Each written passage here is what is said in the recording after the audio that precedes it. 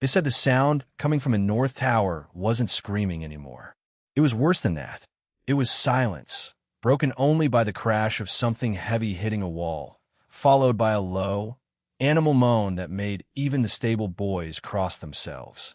6 physicians had tried to treat the Earl of Ravensmore's only son. 6 had walked out white-faced and refused to return. The staff whispered that the young lord had come back from the war with his body half gone and his mind following close behind. He was, by every account, a lost cause. Then a woman arrived at the gates with a single travel case, a face that had forgotten how to hope, and nothing left in the world to protect. Within a week, the screaming stopped. Nobody could explain why. This is the story of how it happened, and of the 2 broken people who saved each other in the process. Clara Whitmore had 11 shillings to her name when the carriage dropped her at the edge of the moor.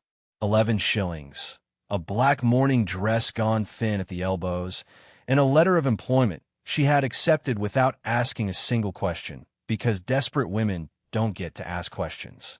6 months earlier, she had been the wife of a respected London solicitor. Then her husband's business partner disappeared with every client's savings, and rather than face the magistrate, her husband put a bullet through his own skull in their townhouse study. Clara didn't get to mourn him.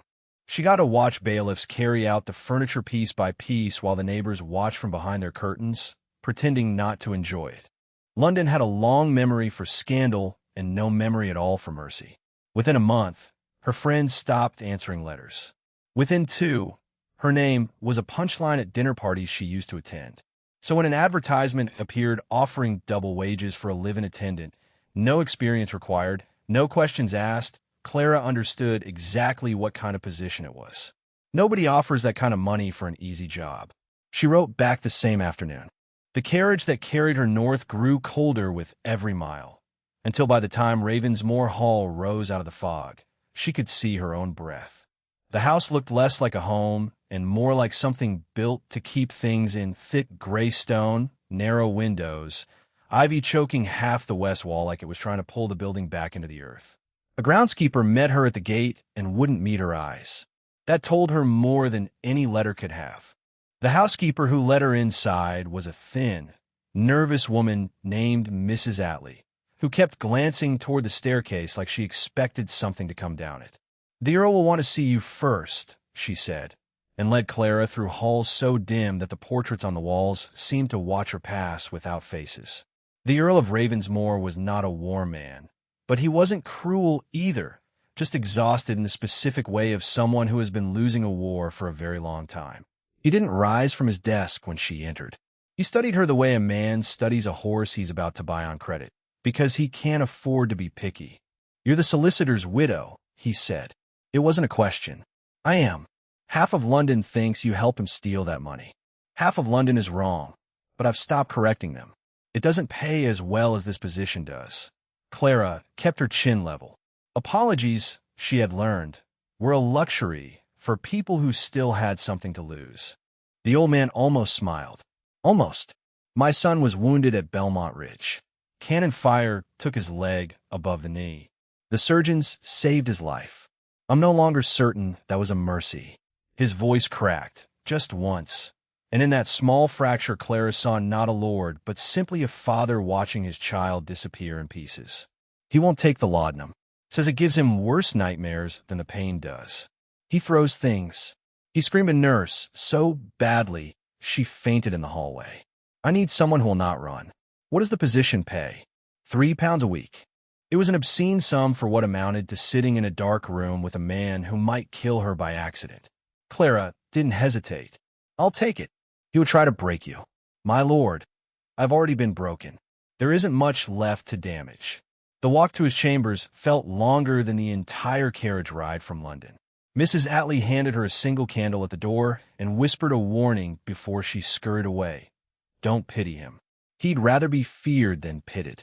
Then Clara was alone in the corridor, staring at a door that radiated cold even from the outside. She pushed it open. The smell hit her first: sweat, stale linen, the sharp copper tang of a wound that hadn't fully healed. The windows were boarded from the inside, sealing the room in permanent midnight. "Get out." The voice came from the shadows by the bed, wrecked and full of static, like something dragged over gravel. Clara set her candle down out of reach and didn't move another inch. You'll have to do better than that. I've been shouted at by better men than you, and I'm still standing. Something flew out of the dark, a heavy silver hairbrush, and shattered against the wall a foot from her head. She didn't flinch. For years married to a man prone to drunken rages had cured her of flinching a long time ago. As her eyes adjusted, she saw him properly for the first time. Lord Gabriel Sterling, heir to Ravensmoor, had been a broad-shouldered cavalry officer 8 months ago. Now he was gaunt, hollow-cheeked, a jagged scar tracing from his temple to his jaw, his hands white-knuckled in the sheets. The right side of the bed lay flat, where his leg should have been. "You missed," Clara said. He blinked at her, thrown off balance by the fact that she was still upright. "Who in God's name are you?" "Your new attendant. And before you ask, no, I won't be frightened off, and no, I won't be gentle about it. I need this wage too badly to indulge your tantrums." She crossed to the washstand, wet a cloth, and sat in the chair beside the bed without waiting for permission. He lunged forward to grab something else to throw. The motion tore at his stump, and a sound ripped out of him that had nothing performative left in it. Pure, raw agony. He collapsed back, shaking. All his fury burned away in an instant, replaced by something far more honest. Clara didn't say hush now. She didn't reach for him. She simply waited while his breathing turned to ragged gasps. "It's burning," he finally choked out. "My foot. It's on fire, and it isn't even there anymore."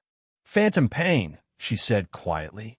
She'd read about it once, in a medical pamphlet her husband left lying around before the death swallowed everything else, back when she still had a life that included idle reading. "It's real. It's just not where you think it is. Make it stop." She looked at this ruined, furious, terrified man and thought of the night the bailiffs took her mother's piano, of sitting in an empty house with silence pressing in from every wall until she thought it might crush her ribs. The only thing that had ever pushed that silence back was her own voice. So she began to sing. It wasn't a hymn. It wasn't anything refined. It was a low, mournful ballad about a fisherman's wife waiting on a shore that never gives her husband back. Her voice was an alto, unpolished but steady, and it filled the suffocating little room like water filling a cracked vessel. Gabriel stiffened. "What are you doing?" "Drowning out the smell of this room. Mostly." She didn't stop. She let the melody carry all 8 months of her own grief and exhaustion into the notes. He squeezed his eyes shut, bracing for the next wave of pain. But this time the ringing in his ears, the phantom echo of cannon fire that never fully left him, had to fight against something. Her voice. For the first time since the surgeons took his leg, something in the room was louder than the war. She sang for nearly an hour, through 2 more songs, until her throat felt raw. When she finally let the last note die, she braced for him to throw something else. Instead, his grip on the sheets had loosened. His breathing had slowed. He wasn't asleep, but the tremors had stopped. "You sing like a dockside barmaid," he rasped, eyes still closed. "And you have the manners of a wounded dog, my lord. I believe we're evenly matched." It wasn't a cure. Nothing about the weeks that followed resembled a miracle. There were nights he broke water pitchers against the door out of sheer frustration. Nights the fever returned, and he thrashed so violently the local doctor fled with a bloodied nose. Through all of it, Clara stayed. She learned that pity made him worse, and honesty made him bearable. When his fever spiked, so high he mistook the bedroom for the battlefield, clawing at invisible enemies, she didn't soothe him with false comfort. She held his wrist down and told him the truth. Asterisk, the leg is gone. The war is over. You are alive, and it is miserable, but you are here. Asterisk. It was the first time anyone had said it to him without flinching. Something in him finally believed it. Weeks turned into a slow, grinding process of recovery, measured not in miracles, but in inches. She tore the boards off his windows over his loud objections, letting great daylight flood a room that had known only candlelight for half a year. She dragged out a pair of untouched ashwood crutches he'd been avoiding like a curse, and told him plainly that 10 feet of floorboards wasn't the same as marching to London, so he'd best stop acting as though it were. When he collapsed the first time he tried to stand, humiliation burning through him, she didn't rush to catch him. "That was ungraceful," she said simply, and waited for him to find his own way up. He hated her for that, briefly and fiercely. Then, days later, he thanked her for it. The first time he'd used her given name. Recovery brought visitors, and visitors brought cruelty. At a dinner the Earl hosted to reassure society that his household hadn't fallen apart, one of the guests, a smug young lord named Edmund Ashford, who had spent the war managing supply routes in London while better men bled overseas, cornered Clara in a servant's corridor. He recognized her instantly, and he made certain she knew exactly what he thought a disgraced solicitor's widow was worth. He asked, with a cruel little smile, whether she'd sewn her husband's stolen money into the hem of her dress. Clara didn't cry in front of him. She waited until she reached Gabriel's room, and only then did her hands start shaking. Gabriel noticed immediately. When she told him what happened, something cold and furious settled over his face. Not the wild rage of his early nights, but something colder and far more deliberate. He ordered her to fetch his good coat. He pinned the empty trouser leg himself, refused her help until his hands wouldn't cooperate, and then let her finish it in silence, her fingers steady even as his breathing wasn't. The walk down the grand staircase took 20 agonizing minutes. Every step was a small war against his own body. But he reached the dining room, threw open the doors himself, and stood in front of 20 of his father's guests without an ounce of shame for the leg he no longer had. He didn't raise his voice. He didn't need to. "Lord Ashford insulted a member of my household this evening," he said. Ashford apologized through gritted teeth and left within the hour. The climb back up the stairs, afterward, nearly finished Gabriel entirely. He collapsed onto the bed shaking, the adrenaline gone, the pain flooding back in its place, and asked her, for the first time ever, to sing. Not ordered. Asked. She sang him an old hymn her mother used to hum, her own voice cracking on the higher notes, unshed tears finally slipping loose after 8 months of holding them back. He held her hand loosely until the shaking stopped, and in the quiet afterward, he told her plainly that she was not a pariah in that room. Not to him. The Earl autumn turned the moors a deep, bruised purple, and Gabriel kept getting stronger, walking further, needing the singing less, filling back out into the soldier he'd once been. Then London called him back. The Prime Minister wanted a war hero to help push a military spending bill through the House of Lords, missing leg and all, a fine tragiprop for a fine political speech. Clara began folding linens the moment she heard, already preparing to leave before he could ask her to. He caught her wrist before she could finish. "Do you think I'm going to London?" he asked quietly. "You must. You're the heir." "I'm a man who wakes up screaming when the wind comes from the wrong direction," he said. "London wants a tragic hero to parade around a ballroom. I'd rather stay in Yorkshire with the only person who never once looked at me like I was already dead." He pulled the old leather purse from his coat, the same one his father had used to try to buy her silence, and set it on the bed between them. "You're free," he said. "Not bought.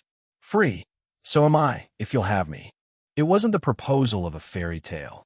It was two people who had already lost everything, finding the one thing between them still worth keeping.